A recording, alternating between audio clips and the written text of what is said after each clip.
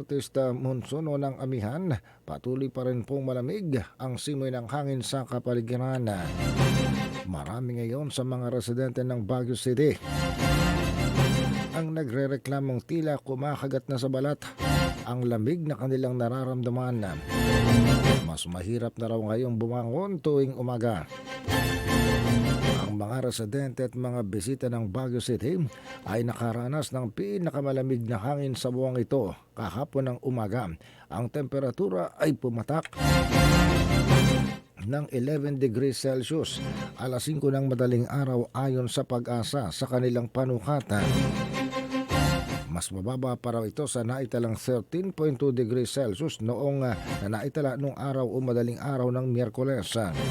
Paulit-ulit ang mga nagpapaalala ng mga health authorities sa publiko na magkaroong tinatawag na mga pag-iingat o mga precautions sa panahon ng malamig na panahon, kasama ng pagpapanatili ng warm ang sarili at ng maiwasan ng anumang karamdaman. Ang lungsod ng Baguio ang karaniwan ang nakararanas ng pinakamalamig na temperatura sa buong bansa mula Disyembre hanggang ikalawa o ikatlong linggo ng Pebrero. Magkaminsan umaabot pa sa unang linggo ng Marso.